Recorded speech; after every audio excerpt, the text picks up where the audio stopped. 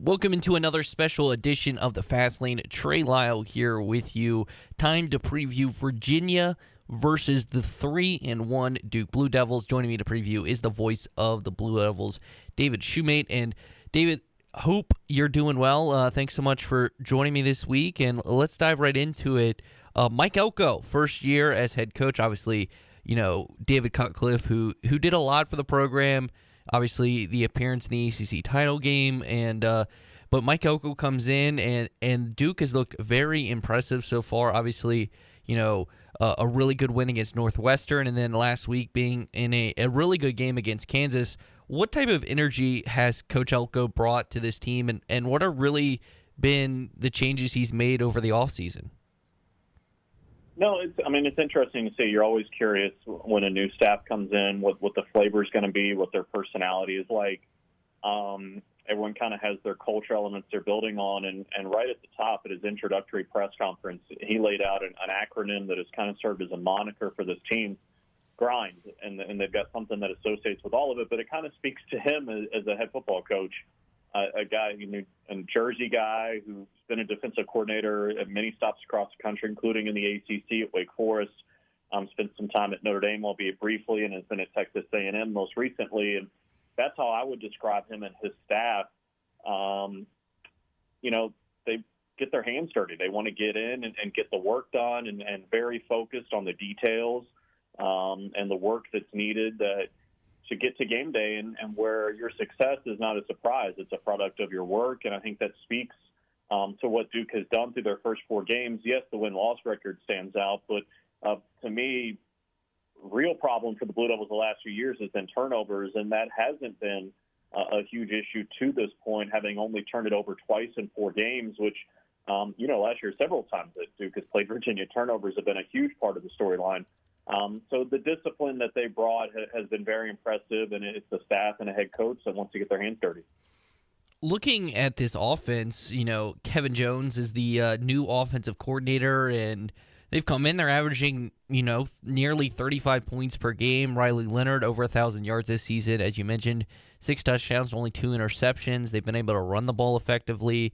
What has changed with this offense and has kind of, been pretty good this season?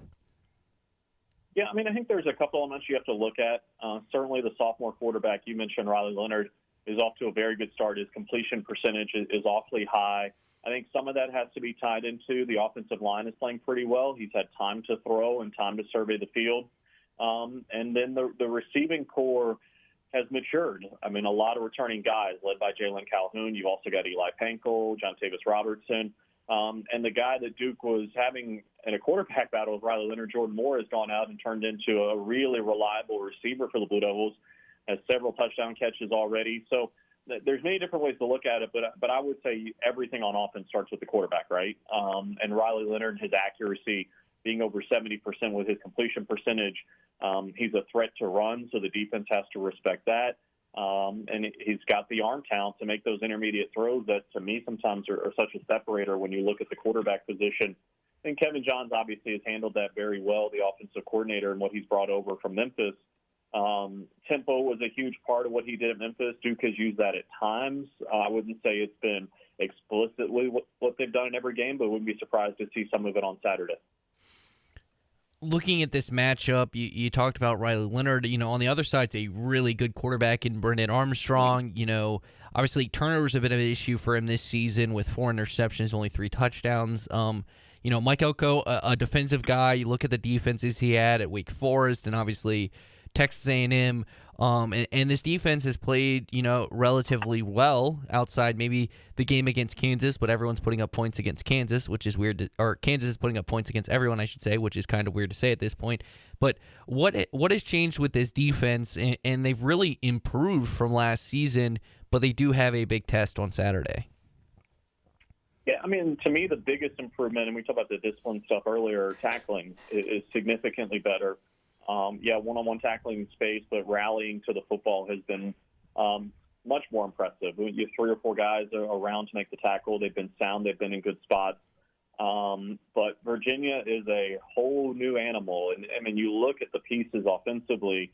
You mentioned Armstrong, Keaton Thompson, Wicks, and these guys that have been there for years. It's a huge challenge to try to slow down Virginia. And you look at all these pieces and you watch it on film, and you feel like the Virginia offense is going to explode at some point. You just hope it isn't this weekend from a Duke perspective, because I know Virginia hasn't been putting up a bunch of points, but you see the potential when they play. And I think it's going to be a challenge for the Blue Devils in the secondary this weekend to handle Armstrong in this group, particularly because I've talked about this with Riley Leonard, but obviously Brennan Armstrong is a huge threat to run as well.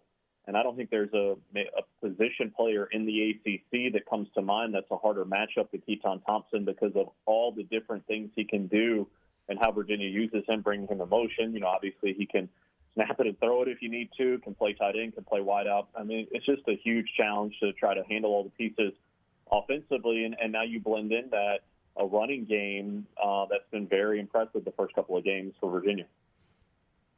This defensive line has had 8 sacks on the season, and it's facing a Virginia offensive line that has gone through some transition and has really been the weak point of this offense. How opportunistic are the coaching staff and the players feeling that, hey, a good way to slow down this prolific offense is to get after the quarterback, and they'll have a shot to do it on Saturday?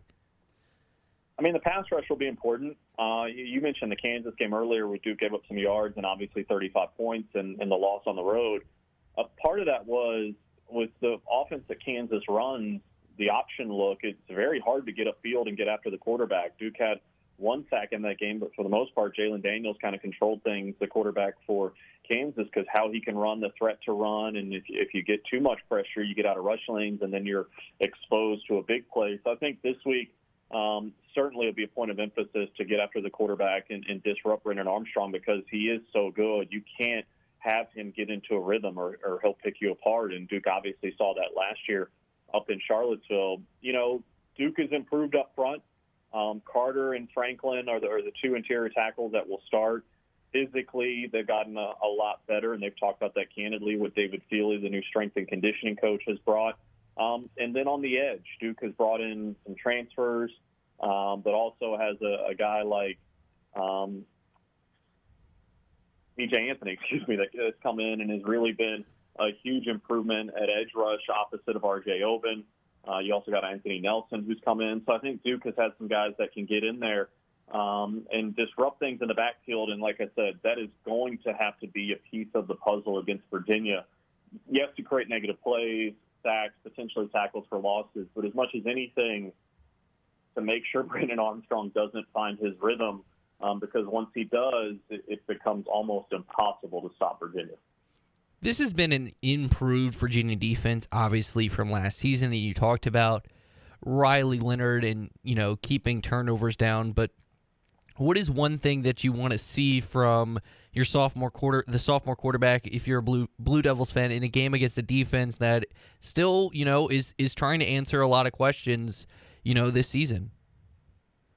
Yeah, no, I think the team talked about this, Riley himself, after the game at Kansas. Consistency of execution. I think Duke, before the Kansas game, had started incredibly fast. Did not allow a point in the opening quarter, outscored opponents 45-0. They're still outscoring opponents in the opening quarter 52-7. Started very fast. There have been lulls in the middle of the game and then come on strong at the end like we saw in Lawrence over the weekend. So I think the consistency across the game of the execution offensively is something that will be a point of emphasis this week, not having these really explosive drives and then drives where it stalls out fairly quickly. I think they want to be able to control the clock a little bit.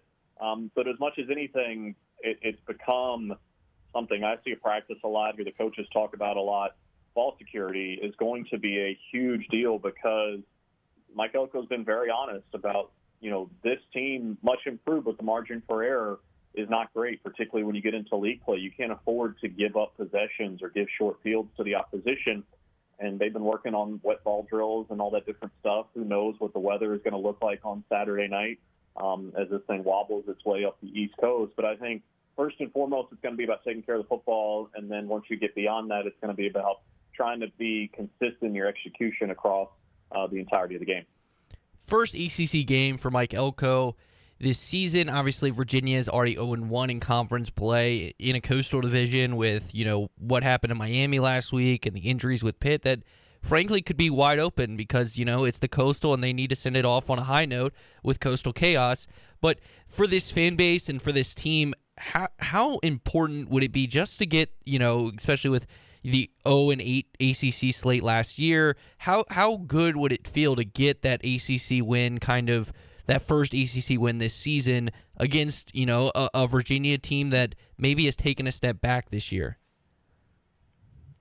No, I think it's very important, and you touched on the Coastal. In some respects, it's the best thing ever, right? Because it's always going to be fun. You never know what's going to happen. I think we learned last weekend, if you take anybody lightly, you're going to end up on the wrong side of things. Miami can speak to that with what happened against Middle Tennessee State. I know it wasn't a league game, but from the Duke perspective, the questions have been there all season long, and in some respects fairly, after what happened last year and the year before that, and now the question is, okay, Duke is 3-1, you're going into league play, but people have seen this movie before from a Duke perspective the last several years, where you start well in non-conference play and it doesn't translate against ACC competition. And the players, they're aware of that. They know how important this game is to set the tone, kind of what you're talking about, but also just to win a conference game and start off on the right foot and getting into that race in the Coastal. And I'm sure they expect to see a desperate Virginia team because of that loss to Syracuse, where they were so close at the end to getting a conference win. You don't want to get too far behind in the conference race early in the season. So to me, it's going to have the feel, I think, of two desperate teams on Saturday, even though it's October 1st and it's so early in the season, maybe for different circumstances, but two teams that desperately need this one to set the table for what's to come. Because I agree with you. I think at the beginning of the year, maybe it looked like, Miami and Pittsburgh and then everybody else, but it certainly feels like the Coastal is very much up for grabs if you can string a few wins together. Duke 3-point favorite, over under 49. Obviously we'll ask you for a pick, but what are your expectations for this game, and maybe a key or two you want to see from the Blue Devils in order for them to get the win on Saturday?